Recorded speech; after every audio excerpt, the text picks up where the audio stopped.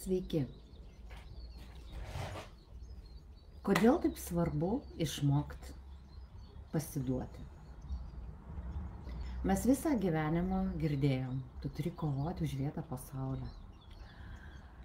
Tu turi įrodyti, kas tu esi.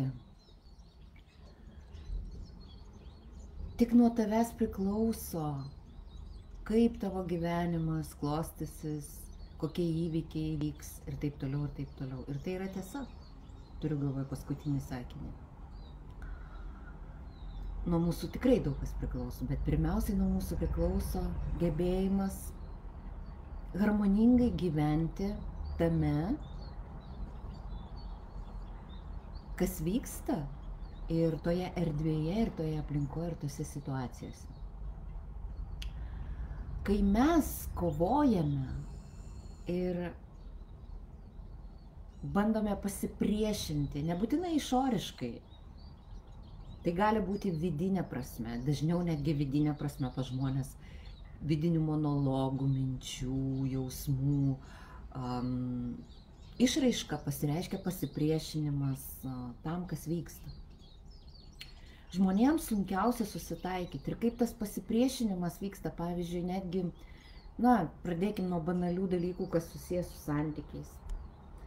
Vienas žmogus, jūsų partneris, sugalvoja išeiti ir mes visokiais būdais kenčiame arba bandom sulaikyti, arba dar kažką darom, ten pasakojam draugėm ir tuo pačiu ten išreiškiam, koks blogas ten jis ar ji.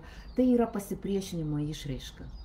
Taip pat mes priešinamės įvykiams, kurie vyksta nebūtinai mūsų asmeniniuose gyvenimuose, bet socialinėme gyvenime.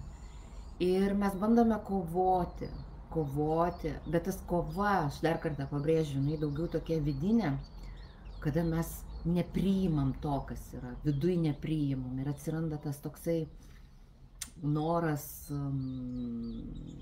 pertvarkyti, padaryti savaip. Aš žinau, kaip yra geriausia, žinau, kaip geriau, todėl aš noriu, kad būtų taip ir taip. Čia toksai netiesioginis gali būti dalykas. Ir iš karto noriu pasakyti, kad daugeliui tas pasiduoti, nesipriešinti, asocijuojasi su pasyvumu ir su nieko neveikimu. Čia tikrai ne apie tai. Čia yra apie tai, kad aš priimu ramiai tai, kas vyksta, nes taip turi vykti. Taip yra geriausia. Taip klostosi dabar ir nei vieno įvykio nėra, kuris man būtų blogas ir man kenktų.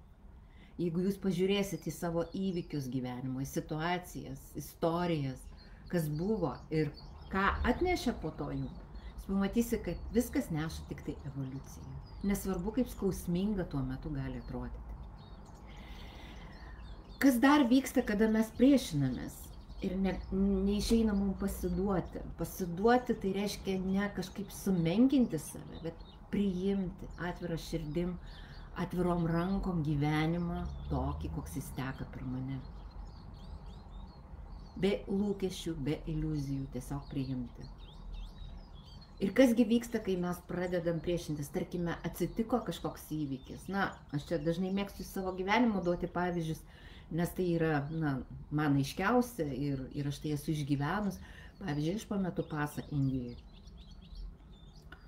Ir turiu tiesiog pasirinkimą priešintis tam, kas vyksta. Tas priešinimas pasireiškia kūno įtampa, pečių įtampa, jie sukyla taip. Viduje toks nerimas, chaosas, mintis tokios. Ne todėl, kad aš negalvoju, kodėl man taip atsitiko. Aišku, kodėl, todėl, kad buvau išsiblaškius ir nebuvau toje akimirkoje. Tai čia galima klausimus tos užduoti savo ir aš juos užduodu, bet pasiduoti tai reiškia, kad aš tiesiog atsipalaiduoju toje įtampos akimirkoje ir sąmoningai suprantu, kad man taip dabar kažkodėl yra geriausia. Aš nežinau kodėl, bet taip yra geriausia. Ir kad nei vienas įvykis man neneša nieko blogo. Ta reikia irgi suprasti labai labai aiškiai.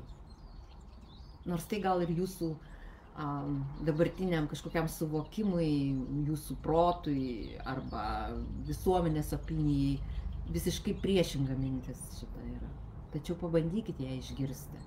Pabandykite ją priimti ir atsiverti jai. Ir kada mes priešinamės tam, įsitempia ir erdvė. Štai ką noriu pasakyti. Tai reiškia, kad mūsų vidinė įtampa sukelia išorinę įtampą. Tai reiškia, kad mano vidinė įtampa iššaukia įtampą aplinkoje ir joje atsiranda kliūčių papildomų.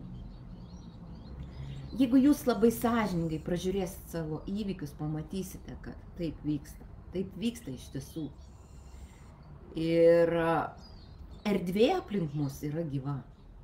Jinai visą laiką vibruoja ir rezonuoja su mūsų vidiniam būsenom. Ir todėl tas pasidavimas situacijom, kurios atsitinka, bet žinoma darymas tam tikrų veiksmų, kuriuos reikia daryti, ne kažkoks pasyvus laukimas, kad Dievas atskris lėktuvu ir išspręs viską savaime.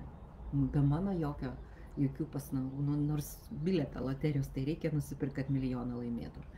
Tai čia irgi tas pats. Todėl ir dar šiuo metu, šitame naujame laike, apie kurį labai daug kalbu, labai svarbu išmokti, išsiugdyti savyje tą vidinį nuolankumą viskam, kas vyksta. Ne tokį plebėjišką vergo nuolankumą, bet sielos, kuri supranta evoliucijos procesus ir jiems leidžia vykti, tekėti per save, per savo aplinką, per savo erdvę, be kažkokių tai savo kovos, kontrolės elementų, prie kurių mes esam visi įpratę, aš taip pat. Ir su tuo reikia mokėti, išmokti gyventi, priimti tai vėlgi. Ir tai keisti į laisvę savo viduje. Kontrolę keisti į laisvę, be jokios kovos. Ir iš tikrųjų dabar neatsitiktinai, kadangi kalbu tėkmėje be jokio pasiruošimo, neatsitiktinai man išsikalbėjo ta mintis, kad kontrolę keisti laisvę. Nekovoti su kontrolė, nes tada vėl tą pasipriešinimą sukeliam. Ta pasipriešinimą savo viduje, kada viena paradigma yra jėga išmušama iš gyvenimo, iš galvos, iš visko. Tačiau keisti kitokiu būdu, kada mes kontrolę pakeičiam laisvę ir priėmimu. Šiandien tokia žinutė, tikiuosi, kad jinai jums nuskambės. Linkiu įsileisti į savo gyvenimą. Įsileisti tėkmę, įsileisti tai, kas vyksta, priimti, džiaugtis, suvokti, atrasti, kas vertinga tame, bet nesipriešinti tam. Gražios jums dienos.